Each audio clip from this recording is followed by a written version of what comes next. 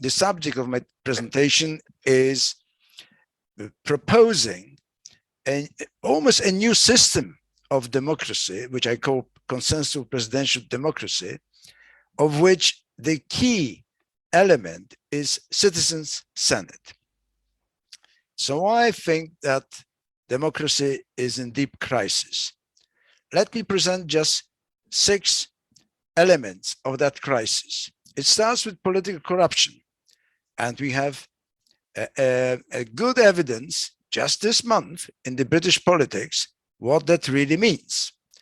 Political corruption leads to clinging to power, not only in South Africa or not only in Russia, but also in Britain.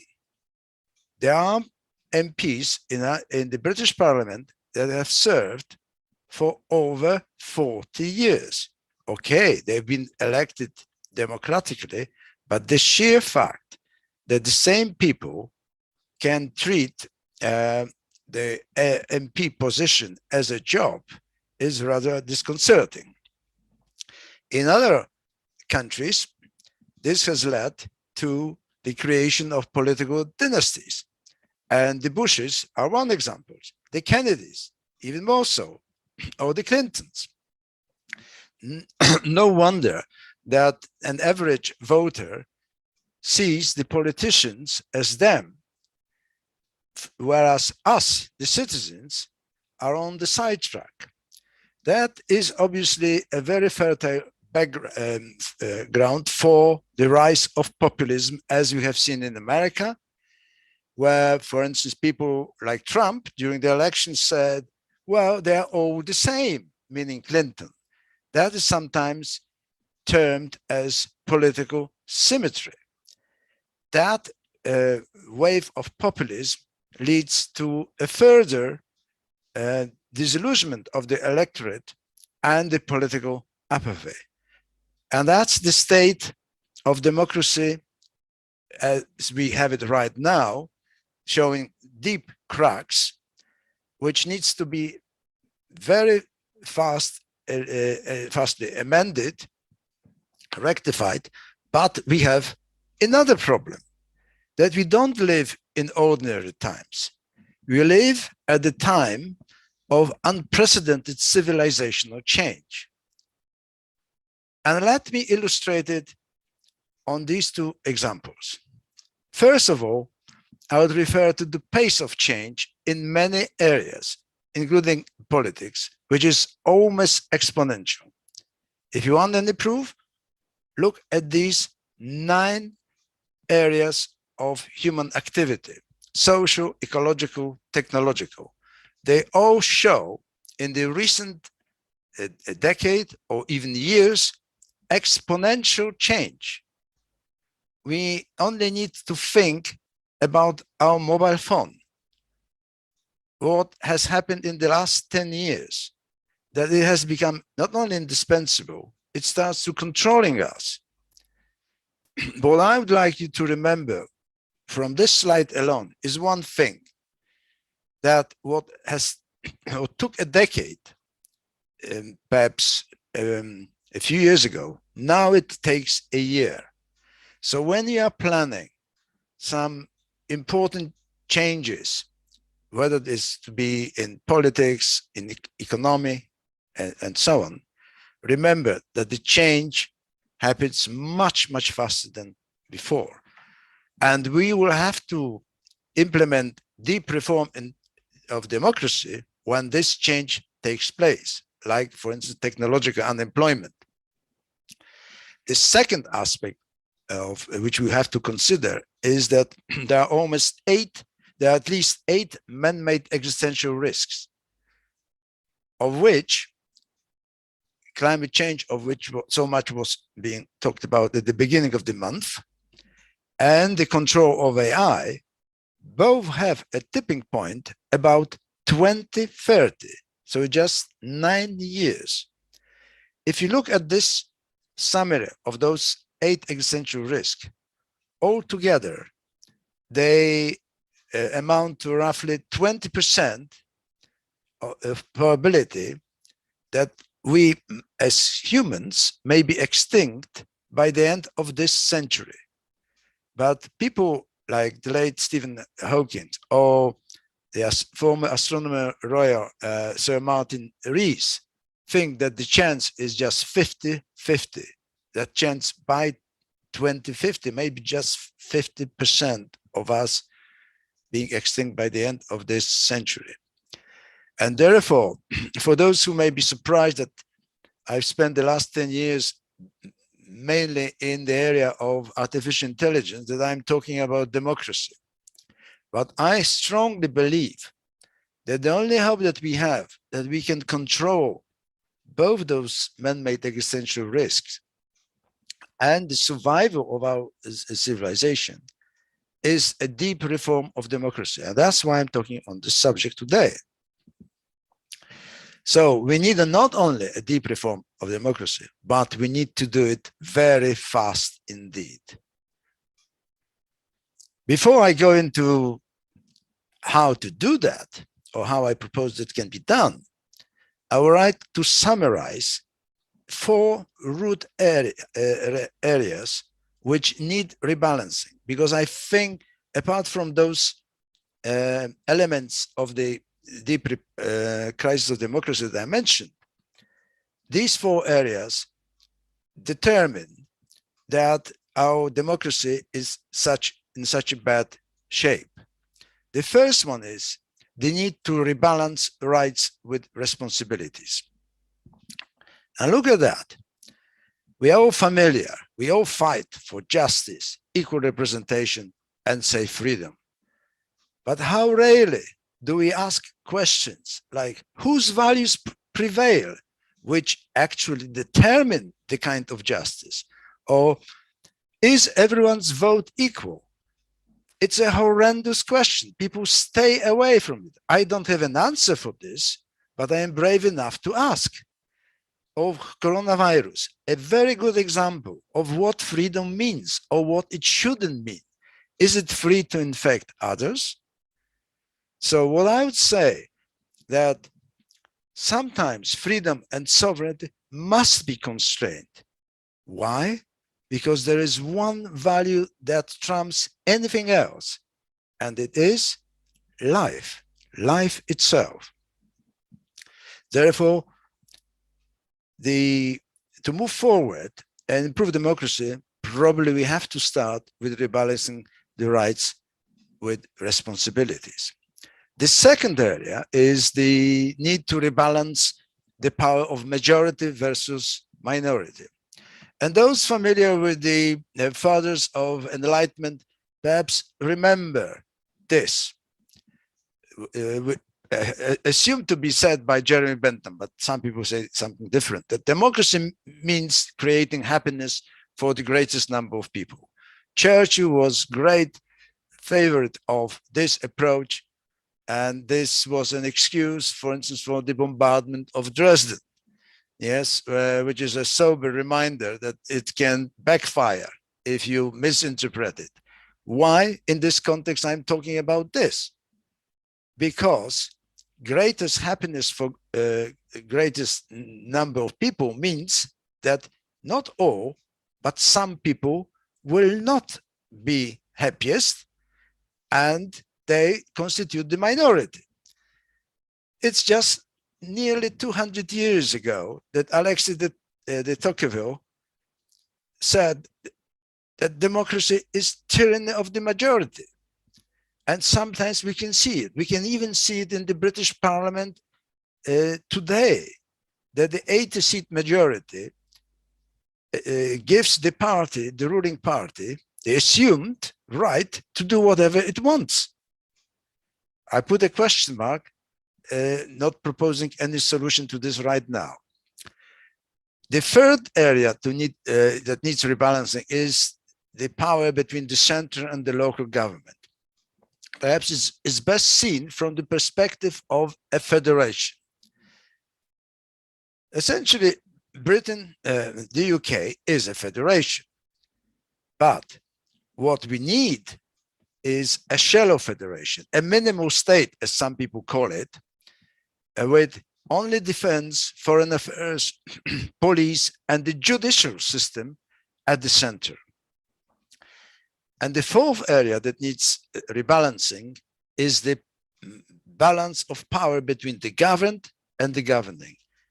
I think this is the most crucial one, and I will be concentrating on this alone in the rest of my presentation, because if this is rectified, then all the other problems, in my view, can also be sorted out. How it looks now. We are talking about the power of the voters. Really, what does it mean? Politicians are afraid of that one day where they are accountable. It's the day of the election. But this is the only day where they are accountable. What happens over the next 4 years or so? They are almost not accountable for anything that they do. There's often a lifetime career, which can lead to corruption. And again, this month just proves, in the British politics at least, but not only in British, if you look worldwide, you can see many examples of exactly that, what lobbying leads to, especially during the pandemics, the awarding of contracts for vaccines and so on. The consequences of that is that any bad legislation usually cannot be stopped before the next election. Think about the HS2, right? What a fallacy to even think about proposing a system of transport that will, in 20 years' time, deliver the speed of the trains that were running with that speed 20 years ago. I mean, this is preposterous. And any sensible expert would say that it should have been stopped. Now the government has stopped part of it, acknowledging that this is absolute rubbish. But thankfully, it didn't withdraw the money, because the money should have been awarded to the North, rightly so, but not under such a pretense that the trains will be running faster and we'll gain 15 or 20 minutes time between London and Birmingham. So if we had the politicians' accountability over the 4-year period, we could stop such a decision or even propose a new legislation. So this is what we would require from the improved system. So, but how would we deliver such a deep reform of democracy fast? I would suggest to start it from the very bottom. And the rock bottom, who is at the rock bottom? Us, poor citizens. But this is from us that the power of governance comes from. We have a direct mandate to change democracy. So what follows from that is that we have also the right to have a continuous accountability of politicians. But that can only be achieved by, you probably guessed that, by merging direct and representative democracy. And that would be my first stage of improvement, comparable to what happened to the Apollo 13, when they first had to seal off certain holes in the Apollo space shuttle, and then think about how to land on Earth. So this is our first stage. And in that stage, I would suggest to follow 4 principles. The first one is not to demolish the system. Why not? Because we simply haven't got the time to build a new one. If there had been a superb system that would serve us better than the existing one. Consequently, we should start small, but make fast changes. Just to remind you that the pace of change is almost exponential. We also need to use the existing components, not to reinvent the wheel. We may add one or two new components, but the core should stay as it is. It should be only strengthened. And finally, the outcome of that should be the restoration of real primacy of voters' will over politicians, over the whole parliamentary term. The only element that really is needed in that to bring this first stage to completion is the creation of a new institution, which I call the Citizen Senate. And the example that I will give is suitable for UK and Germany right now, but there may be other countries as well. I use specifically the UK example because I know it better, to avoid any errors. What may surprise some people is that what we have since 2015 is a petition system that was set up thanks to the coalition government between the liberals and conservatives. That petition system over the last 6 years has been working rather remarkably well on the surface. There have been 50,000 petitions, of which 13,000 were valid. But of those 13,000 petitions, only one became law. And some of you may remember that. That was the tax on tampons. So that is this. The petition system exists. And as you can see, this is an element of direct democracy. People may be surprised that in the representative democracy that we have in the UK, we also have an element of direct democracy. The problem is that it doesn't work. It's a fig leaf for the politicians because they can pretend that the citizens can do or propose whatever they want. And then the government, like a king, will perhaps with its absolute power or decree say, all right, we agree. They agreed once at the parliamentary level. So that is the problem, and that needs to be rectified. So what I would propose is that using the existing system, you just raise the number of the signatures needed for a petition to 5% for the major petition, like changing the law or stopping a decision by the government. That would require 2,500 of millions of signatures. I would like to remind you that among those 13,000 petitions, there was one in 2017 to have the second Brexit referendum. It had 4.5 million signatures. And what happened? Precisely nothing, because the government had the absolute majority, and it said no.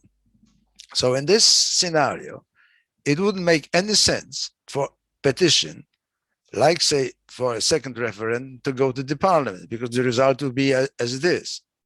And therefore, we have to create a new institution, which I call as Citizens Senate, which is modeled roughly on citizens' assemblies. That there have been 215 so far worldwide, including the Irish Citizens Assembly, about which I'll talk a little bit later.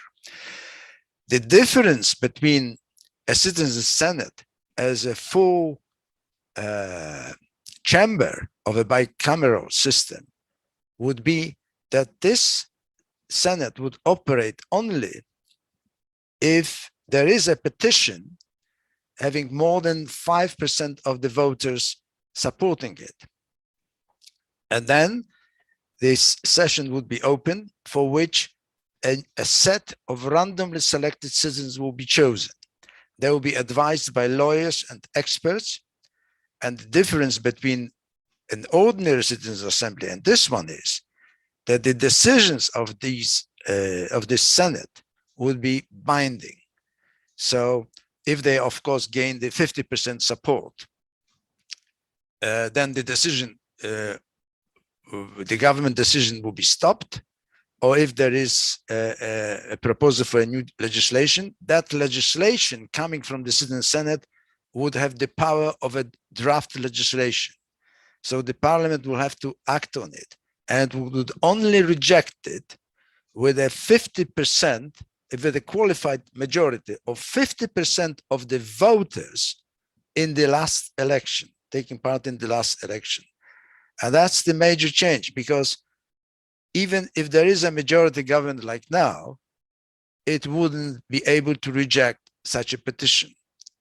And that's what I mean by strengthening the existing system. As you can see, the only new element is the Citizen Senate. We even had citizens' assemblies in the UK, but this, what I'm proposing, would be new, or would be changing the role of Citizens' Assembly. So that's how it might work. Now, how to make it happen the UK way? We'll start with a petition, because we already have a petition system. And we could have a position like set up a citizens' assembly to decide on the introduction of a semi-permanent citizens' senate. Now, this is the biggest hurdle, because the parliament could simply reject it, as it has so many petitions. But the problem is, if the parliament rejects such a petition, it will be a blatant confirmation that the politicians only think about themselves. They do not think about restoring democracy to its proper level. And that would be an ammunition for the next election, where the opposition could take this as a challenge and almost as a promise that if we come into parliament, we will implement that system. So the government may think twice before rejecting it. If for some reason they would support it, then there would be a citizen assembly, not the citizen senate, that would debate it, and it could still fall, theoretically, but I think the citizen assembly would support it, and therefore it would, since it would be a binding decision, the parliament would then act to create a citizens' senate with a new petition system. Is it possible? If you think what happened in Ireland in 2012, where 3 laws were debated by the Citizens' Assembly, and 2 years' time, they changed Ireland beyond recognition, that's what may happen here. So don't be so pessimistic. Just believe in what is possible. So that was the first stage. That's the putting a plaster on the Apollo 13th containers. Now we are coming to the more important stage, the second stage, where we want to create almost a new system of democracy, a consensual presidential democracy. We will have already a rigorous petition system. We will have the Citizens' Senate, but we will need the third element. And this is the putting a president or the head of state at the top of a consensual system of governance. That all be part of what I call consensual presidential democracy. And within such a system, which is primarily being governed by consensus, and that's why the name consensus in the name of the democracy that I am proposing, all parties would agree on 3 time horizon policies. The long term, very long term, will be fundamental values that all parties agrees to: freedom, equality, and so on. And medium term will be the generation agreements on policy direction, free health service or transport. If we had, for instance, this medium term policies as the joint policies of both parties, we wouldn't have such a dramatic changes between the elections as they are now. And then there are short-term policies within the term of the parliament, for instance, related to taxation. Now, how can we govern in the new system of democracy with the president as an arbiter?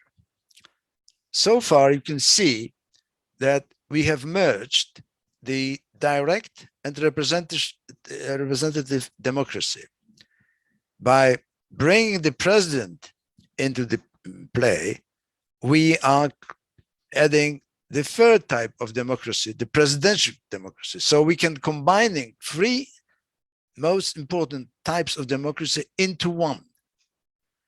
But the crucial difference is that this type of democracy will be run on consensus, with the president having an absolute power as an arbiter.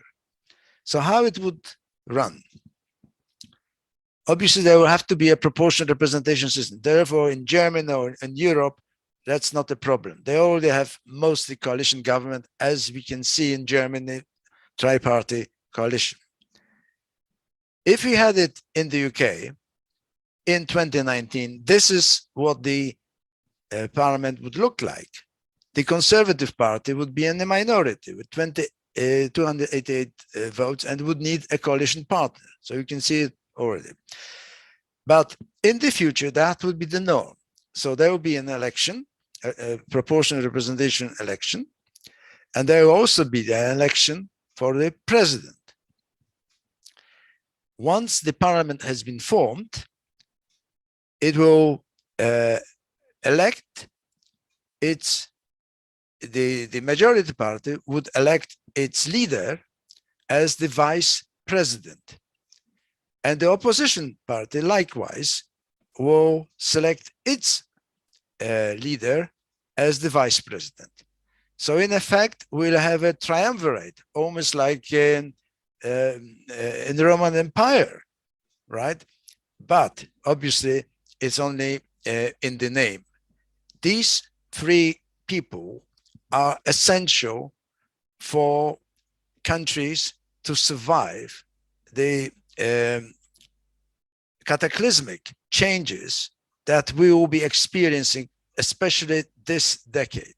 And what we see with the pandemics is just a preemptive strike, so to speak, that thankfully forces us to prepare for such uncertain times. So these three, this triumvirate would make very fast decisions, will be able to make very fast decisions. That's the key essence of it.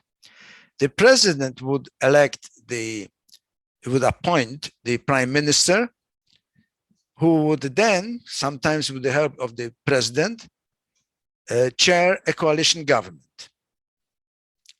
If there is a problem, then obviously the president would help to form that coalition. But he will have also a role in bringing the legislation to fruition. He will help to form a coalition for a legislation, because even a coalition government may not have enough votes to get it through. Why?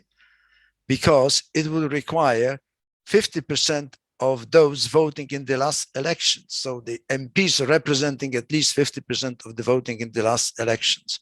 And that's where the president may be very helpful. And that's why the name of the new type of democracy that I'm proposing is consensual presidential democracy.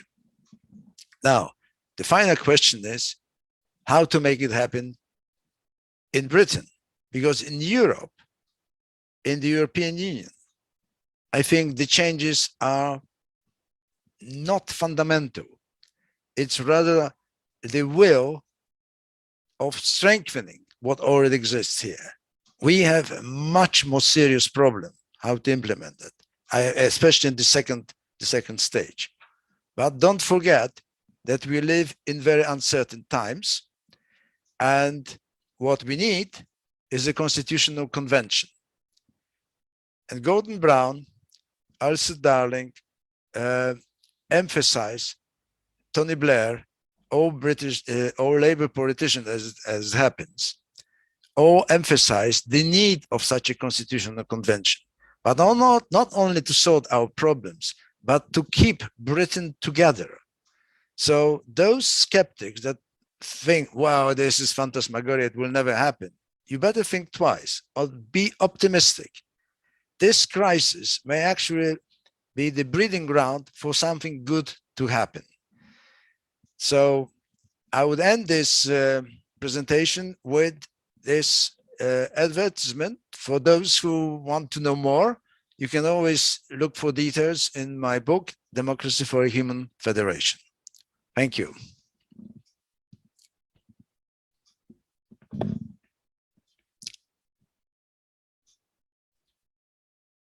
Now, Brendan, you have to get back. Yeah, I can hear you now. Can you hear me? Thank you very much for a very interesting presentation. I wouldn't recommend much use of the term triumvirate, but of course, both the Roman triumvirates ended up with the members murdering each other. And that, I think, it's not that was the model. One question that I didn't understand, how is the president elected under this system? Well, I write about it in my book. I would use the French model. Yes. So if the president gets 50% of the votes, he becomes the president. If not, then it's a second round. But I would reform that, saying that not just two candidates would take part, but so we'll go to the second round, but those who would gain at least 20% plus one. So you always have four candidates, at most four candidates in the second round. Obviously, this is a proposal, and this is a lesser caliber of decision to be made on how to elect the president. Well, I don't think so. I think it's absolutely central, the question of how you elect the president, isn't it? Given the powers that you're giving to this president, it's absolutely vital how he or she is elected. Yes, I would go for that two-round system, the French system, and hence two-round system.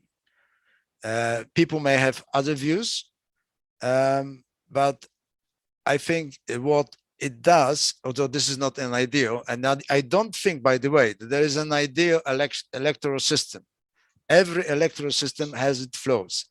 The problem is to select one that has a minimum. So, for instance, the Israeli representative democracy and proportional elections are an example of how it shouldn't be done. The Irish system is much better. So there is plenty to choose from. And I'm not saying that, for instance, the systems that I'm proposing in my book are ideal one. It's just for a debate. I give pros and cons. And the same goes for the president. But I wouldn't go for the first past the post as it is right now, unless it has got 50% of the votes. We've had two questions which I want to put together because I think they do have a common root. One saying, which you probably recognize, that there are problems in the United States and this country, but it's only those two countries which have got a fundamental problem with democracy. The European situation, the rest of Europe, is perhaps, it might be argued, within the general spectrum of messy democracy, that you're proposing something which might or might not be necessary for the United Kingdom, but isn't necessary for the rest of Europe. And secondly, a related point, that because the United States and the UK have got these fundamental problems, those problems are going to make anything along the lines of your proposals impossible. How would you respond to those related points? Yes. First of all, in Europe, I think the implementation of such a proposal would be much easier. In the European Union, I think. We are part of Europe, whether we are not part of the European Union, but we are part of Europe. Now I'm talking specifically about European Union, because there is already a representative democracy, there are proportional representation, and there are coalition governments. And the Citizens' Assembly much wider adopted than in the UK. By the way, in the States, there have been at least 100 Citizens' Assemblies in various states, and some at the state level, and some were delivering quite stunning results, some surprising results. Regarding the feasibility of implementing such a proposal in the United States, I would say straight away, a fantasy. It's impossible. I am deeply, deeply concerned about the American politics, about the whole electoral system, and not only that, how it has been corrupted. And the best evidence is what President Biden has been trying to do to work towards ascertaining the right to vote for those who have been deprived for voting, mainly the Black minority and all the minorities. I mean, the United States is a separate case, and this is a tragic thing, because this is a cornerstone of modern democracy, and it has found itself in such a situation because it hasn't modernized at all. The amendment system might have been good, but it's a way of putting a plaster on a system that is collapsing. And we could see it on the 6th of January, what happened. Regarding the United Kingdom, I'm much more optimistic. I think to some extent, although it sounds preposterous, the worse the situation is right now, the sooner we'll have the right and deep reform of democracy. And I'm thinking primarily about the danger of splitting the United Kingdom into its constituent parts. I will go even that far as to say that what incidentally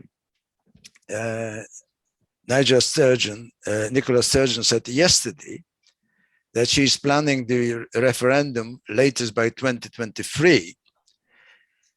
And I think she will do that, and that the government will agree.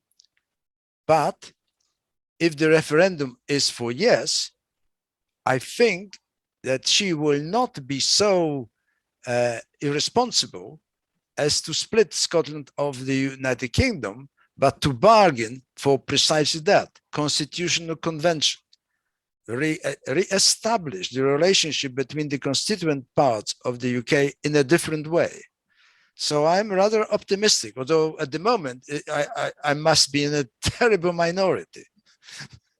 Yes, but there are important political forces in the United Kingdom to whom the maintenance of the United Kingdom is either a matter of indifference or even they're hostile to it.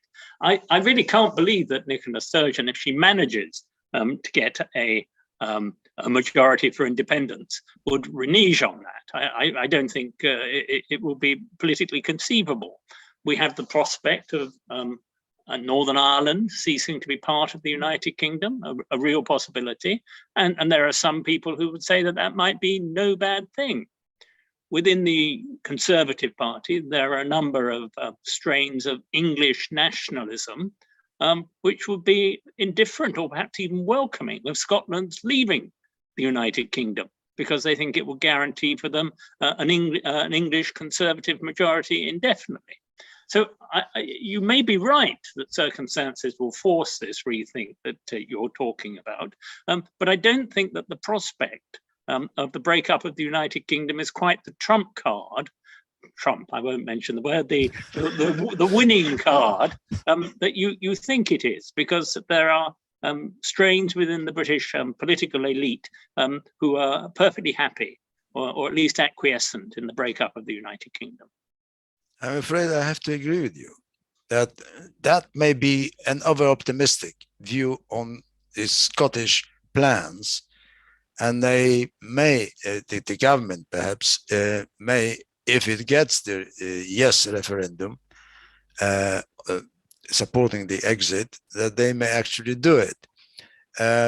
If I were a Scot, I would have thought twice, especially in these fast changing circumstances, not only on the British stage, but worldwide, whether it is wise to get it alone when there is so much that unites Scotland and Britain. It's, but on the other hand, I would only bring forward the example of Czechoslovakia. In 1996, the two countries decided to split, and the Czechs thought, wow, finally we got rid of them because we had to finance them. And what happened now? After 20 odd years, the GDP level of Slovakia and the Czech Republic there's a 10% difference. They made enormous progress, although there is a relatively smaller country, Slovakia, than the Czech Republic.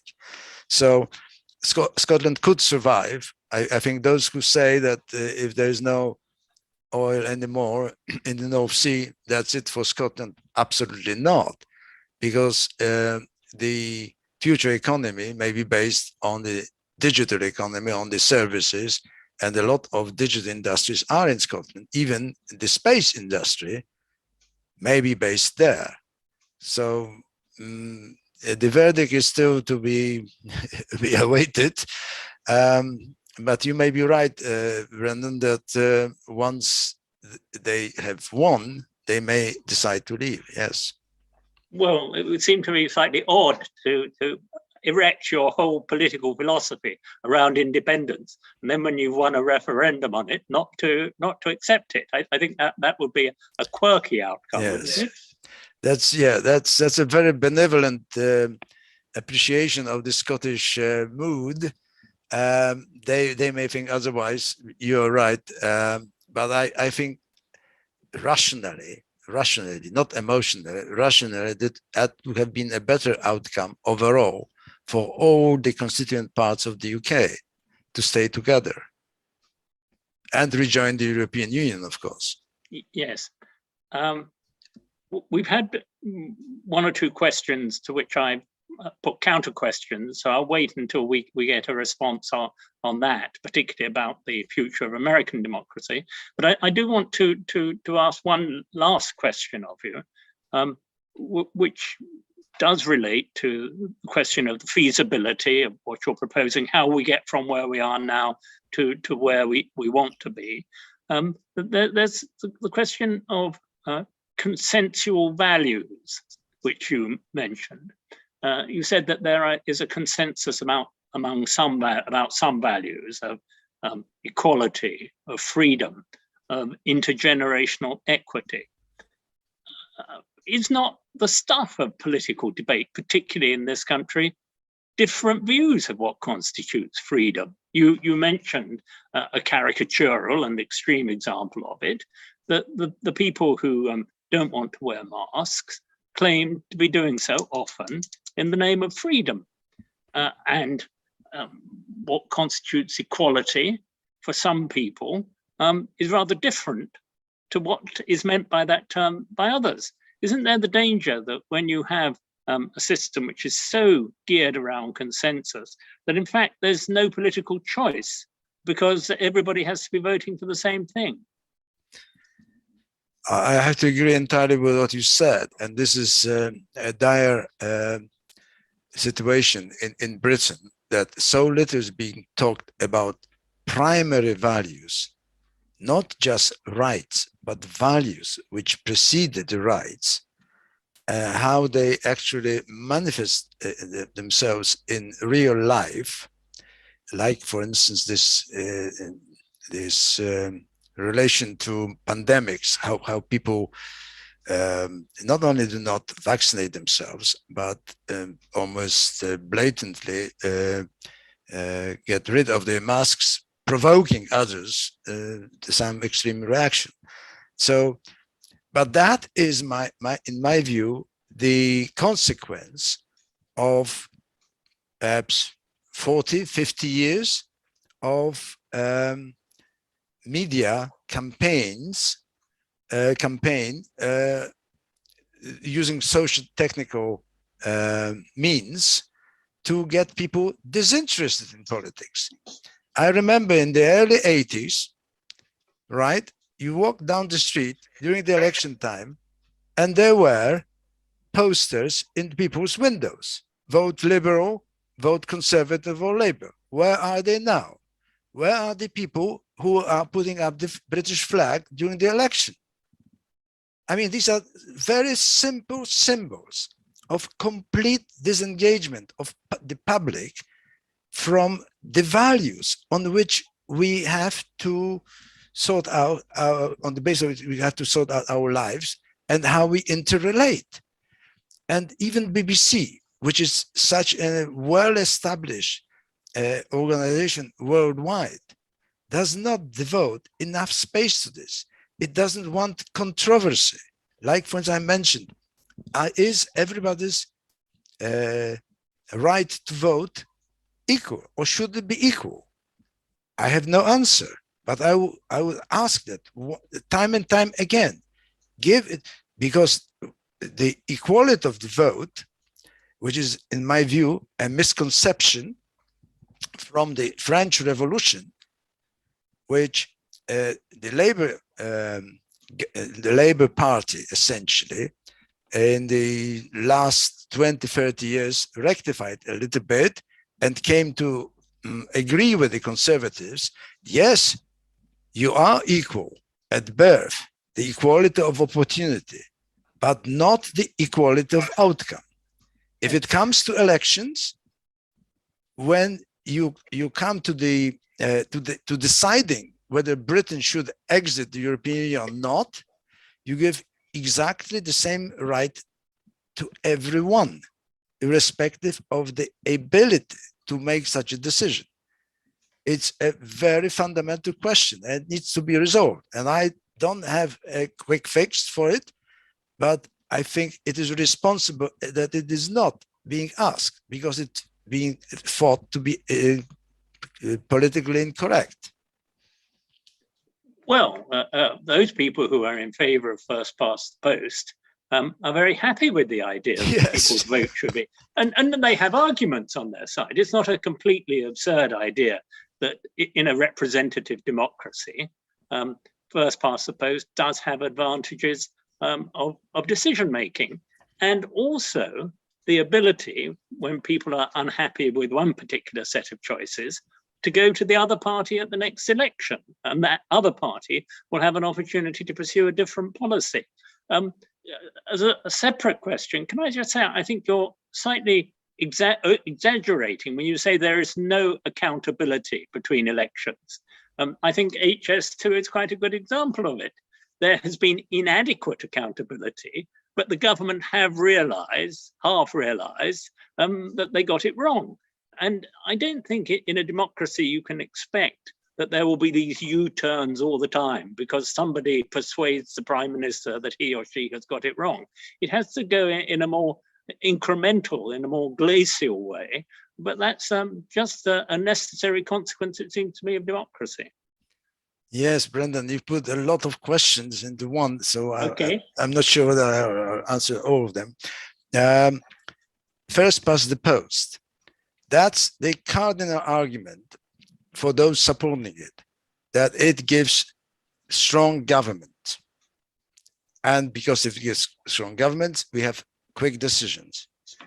True, but if these are wrong decisions, it's even worse. So that's the first thing.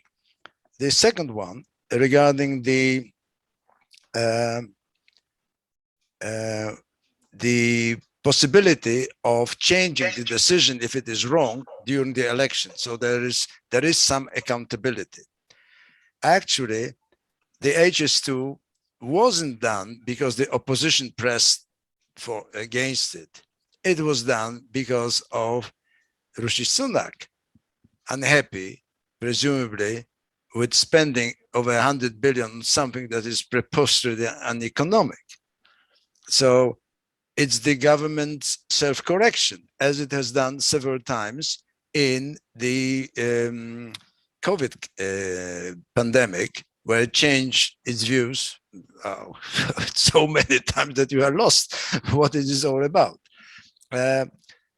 Not sure whether I have answered all the questions that you asked in this particular moment.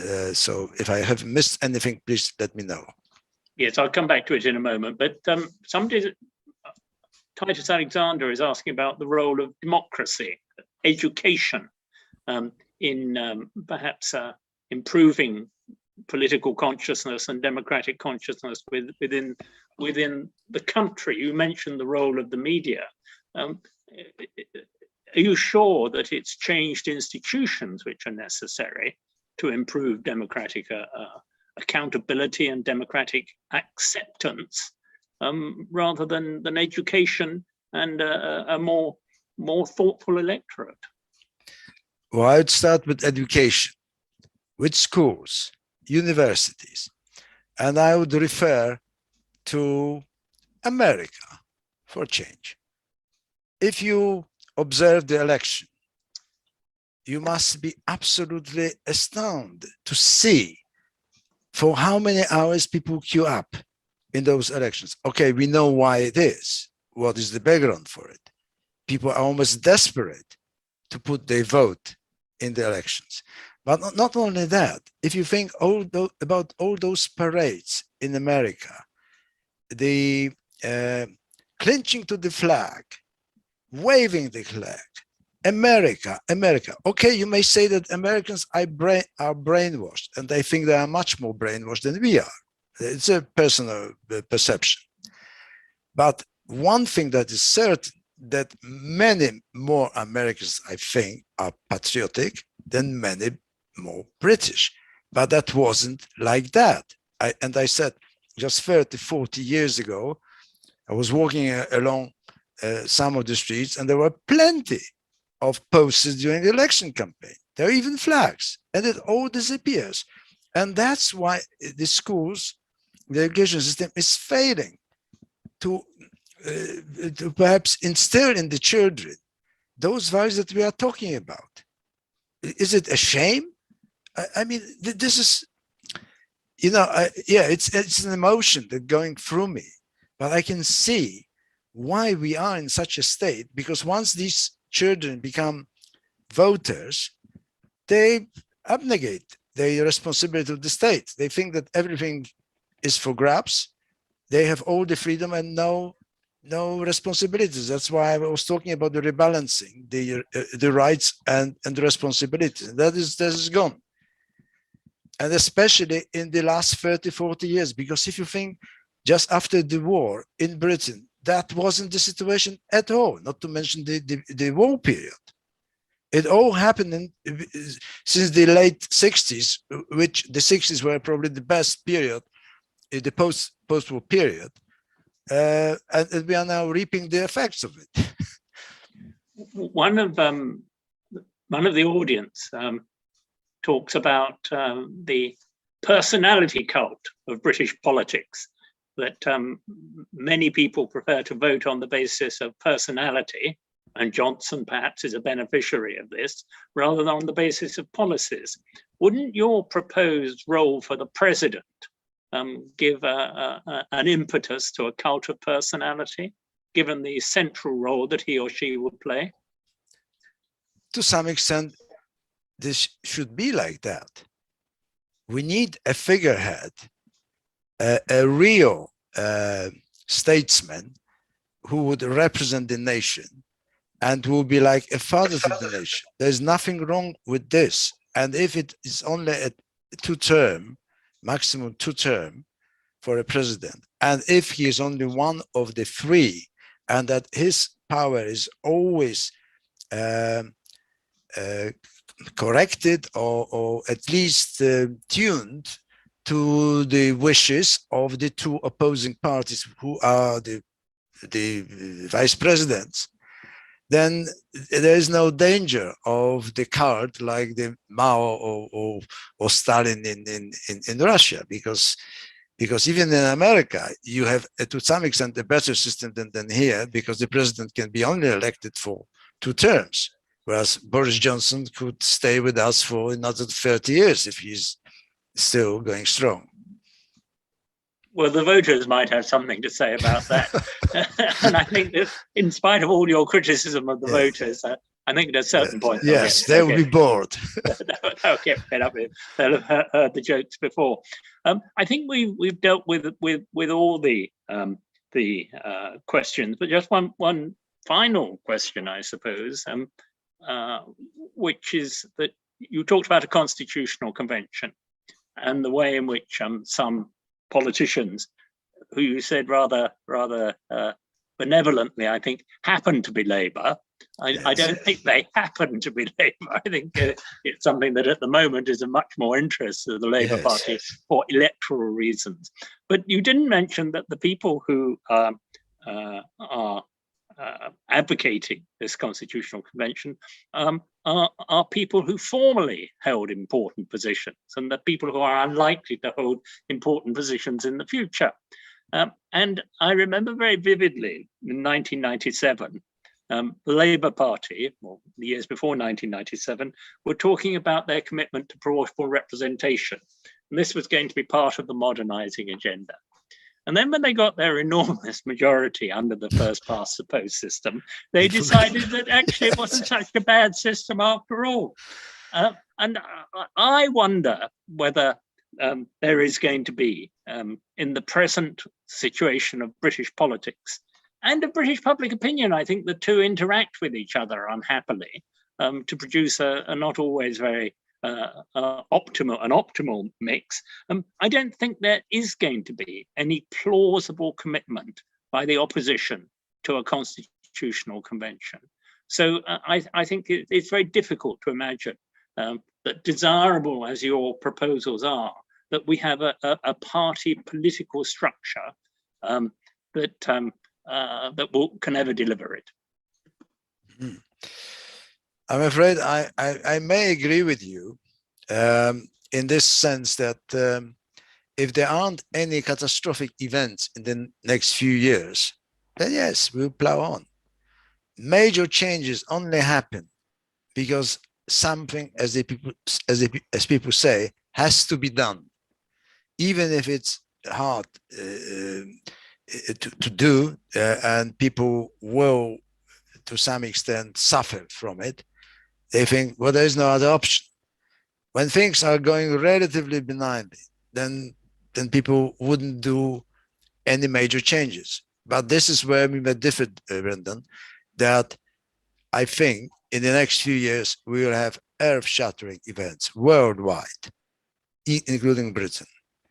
So, okay, this is only a projection of some worldview, but as we can even observe or hear today, the speech by the MI6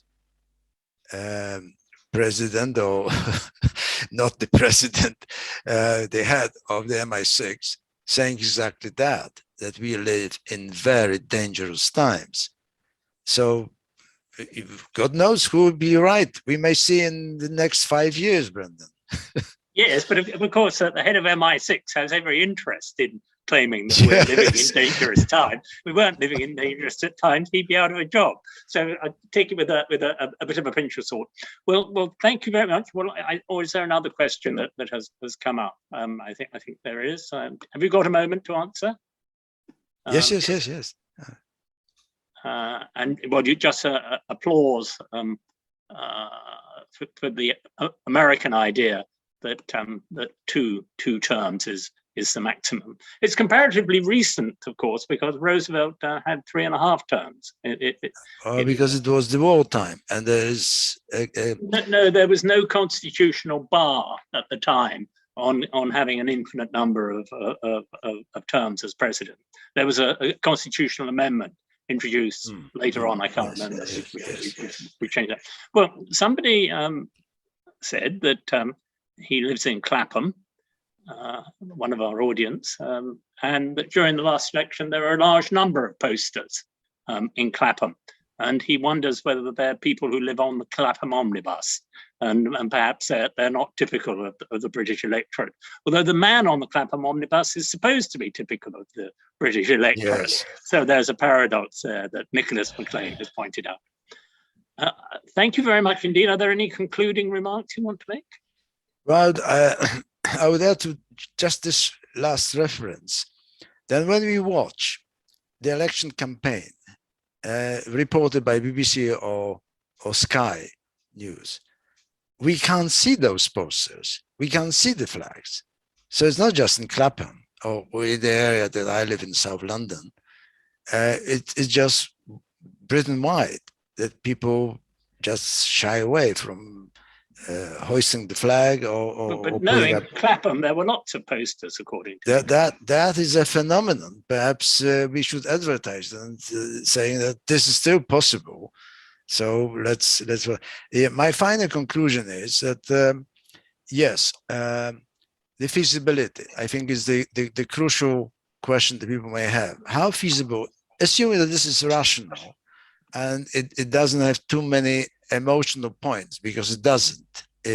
I think this is what needs to be done, even if it is in a slightly different form, because it could be a deep reform of democracy, not just in Britain, because we've been talking only about the British point of view, but the same attitude, the same proposal would apply to the continent, even to the European Union itself, which is in rather not a very pleasant state right now. So regarding Britain, the time will tell how feasible some of those proposals are. I think we'll see if the very idea of citizens' assembly spreads more widely in Britain, and not being confined to cities and some environmental issues, but some important issues. But we simply haven't got the time. We have to remember that everything changes almost exponentially. And I think that this pace of change and the way that the world develops without having a clue where it is aiming for and in which danger and circumstances we are right now, that it will have its impact on decision even of the current politicians to do something, not to bring us to the brink of collapse, civilization collapse. Well, on that cheerful note, yes, I already let's put an end to this evening's event. Thank you very much indeed, Tony. A lot of very positive comments from the audience, which I'm happy to pass on. And thank you to our audience for joining us. And watch out for the next Federal Trust event, which is on the 7th of December, where we'll be talking about some of the same topics of populism and the threat it poses to democracy. I'll be one of the speakers talking about Brexit on that occasion. So thank you very much, Tony. Thank you much to the audience. Thank you.